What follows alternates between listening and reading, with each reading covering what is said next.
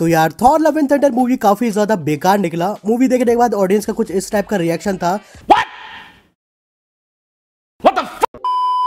अब इस वाले मूवी में दो पोस्ट क्रेडिट सीन है। दोनों ही पोस्ट क्रेडिट में सिंपली ऑडियंस का चूतिया काट दिया है। अब देखो Thor love and thunder movie जिस तरह से एंड होता है ना, ऑडियंस का दिमाग का भोसड़ा जाम हो जाता है। अब देखो मूवी के लास्ट में क्या होता है, गॉर बेसिकली सारे गॉड्स को मारना चाहता है क्योंकि गॉड्स उसकी हेल्प नहीं कर रहे थे जब उसकी बेटी मर गई।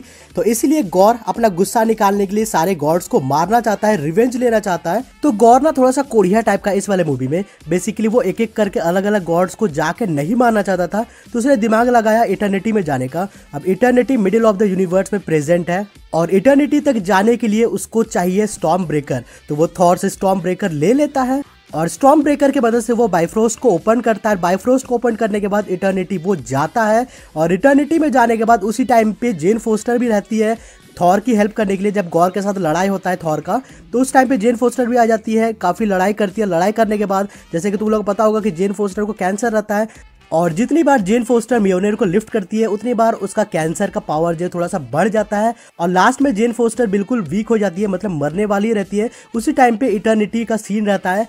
अब इटर्निटी के थ्रू गॉर कोई अपनी एक विश पूरी कर सकता है। तो थॉर बेसिकली गॉर को लास्ट में समझाता है कि भाई ये सब गॉड्स को मार के कोई भी फायदा नहीं है, तू अपनी बेटी को फिर से वापस ला सकते हो।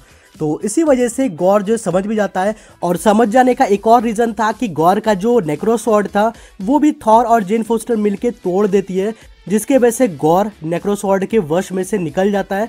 तो वो गॉर लास्ट में समझ जाता है।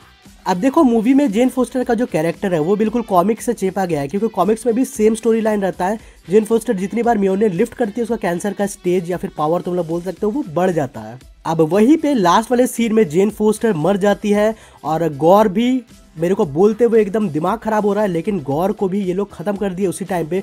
इनफैक्ट गॉर का कैरेक्टर को भी इन्होंने गाड़ मार दिया पूरी तरह से। अब मे भी गॉर नहीं आएगा, किसी भी वजह से गॉर रिटर्न नहीं करने वाला है। जिन्होंने कॉमिक्स में इतना दिमाग लगाया, भाई मार्वल सिनेमैटिक यूनिवर्स ने चुतिया काट दिया कि गॉर तुम जाओ अब। सीरियसली मूवी के एंडिंग में ऐसा लग रहा था कि किसी ने मुंह में मेरा मुंह दिया है। नाउ यहीं पे मूवी खत्म हो जाता है। इसके बाद पोस्ट क्रेडिट सीन आता है और मैं होप कर रहा था कि पोस्ट क्रेडिट सीन में एटलीस्ट कुछ अच्छा देखने को मिले, लेकिन उसमें भी चुतिया काट दिया है। अब यहाँ पे दो पोस्ट क्रेडिट सीन था, मिड क्रेडिट और एंड क्रेडिट, जहाँ पे जूस थोड़ा सा बौखलाया हुआ रहता है। अब थॉर जिस तरह से जूस की गाड़ मारता है, अब देखो मैं गाली दे रहा हूँ, इसका मतलब ये नहीं कि जूस को कैरेक्टर को मैं थोड़ा सा नीचा दिखा रहा हूँ, मैं अपना गुस्सा निकाल रहा हूँ।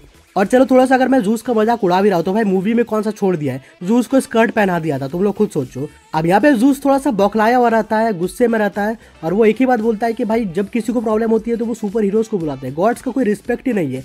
अब ये सारी बातें वो अपने बेटे को बोलता है जिसका नाम है हरकुलिस। अब हरकुलिस और थॉर का थोड़ा सा कट्टर वाला दुश्मनी स्टार्टिंग में रहता है, बाद में वो लोग फ्रेंड्स भी हो जाते हैं, बडीज भी हो जाते हैं, लेकिन स्टार्टिंग में उन दोनों का काफी ज्यादा लड़ाई होता है, झगड़ा होता है। तो मे भी उस पर्सपेक्टिव से थॉर का डायरेक्शन को ये लोग चेंज करने के बारे में सोच रहे हैं। अब हरकुलिस आएगा तो मे भी और टाइका वाइटिटी फनी बनाने वाला है। अब इसी के बाद एंड क्रेडिट सीन में हम लोग को जेन फोस्टर देखने को मिलती है, जो कि मरने के बाद वेलहेला पहुंच चुकी है। और जिन लोगों को नहीं पता है, वेलहेला जो है वाइकिंग्स का हेवन है, तो वहीं पे जेन फोस्टर पहुंच जाती है। अब जैसे कि जेन फोस्टर एसगार्डियन बन चुकी थी, इसीलिए वो वाइकिंग्स के हेवन में गई।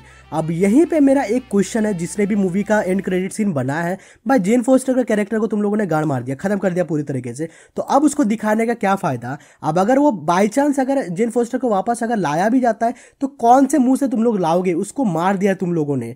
अब इसका सिंपली कनेक्शन बैठता है मैंगॉग के साथ। अब मैंगॉग मार्वल कॉमिक्स का एक और सबसे बड़ा विलन है, जिसका लड़ाई होता है माइटी थॉर के साथ यानी कि जेन फोस्टर के साथ, और उसके बीच में अगर लड़ाई होता है तो मे भी जेन फोस्टर वापस आ सकती है, लेकिन उतना ज्यादा सेंस ये नहीं बनाता है। अब देखो यहीं पे एक और कनेक्शन बैठता है। Thor love and thunder movie का जो एंड सीन रहता है वो भी काफी ज्यादा इंटरेस्टिंग है, जहाँ पे गॉर की जो बेटी रहती है उसके पास भी सुपर पावर रहता है, और सिंपली ये कनेक्ट बैठता है सिंगुलैरिटी, जो कि एक और सुपर हीरो है जिसके पास इटर्निटी का पावर भी रहता है, और ये सारी चीजें कनेक्ट होती है सीक्रेट वॉर्स के साथ। तो मे भी ये लोग बिल्डअप कर रहे हैं, मार्वल वाले जितने भी मूवीज और सीरीज निकाल रहे हैं वो कहीं ना कहीं ऐसा लग रहा है कि सीक्रेट वॉर्स के साथ वो लोग कनेक्ट करना चाहते हैं। तो मे भी इस चीज़ का पॉसिबिलिटीज हो सकता है। मैंने इससे पहले ही बताया था कि सीक्रेट वॉर्स का मूवी हम लोग को जल्दी ही देखने को मिल सकता है। इसके अलावा इस मूवी का अगर मैं रेटिंग दूं तो 10 में से मैं 4 रेटिंग देना चाहता हूं, क्योंकि मेरे को बिलो एवरेज से भी थोड़ा सा नीचे ही लगा है। तुम लोग मेरे को कमेंट सेक्शन में अपना रेटिंग दे सकते हो, 10 में से तुम लोग कितना रेटिंग दोगे और क्यों दोगे, रीजन भी तुम लोग बता सकते हो। फिलहाल वीडियो पसंद आए तो वीडियो को लाइक कर दो, और इसी तरह के मूवीज रिलेटेड इंटरेस्टिंग वीडियोज अगर तुम लोग को देखना पसंद है तो फिर चैनल को सब्सक्राइब कर सकते हो। मिलता हूँ नेक्स्ट वाले वीडियो में।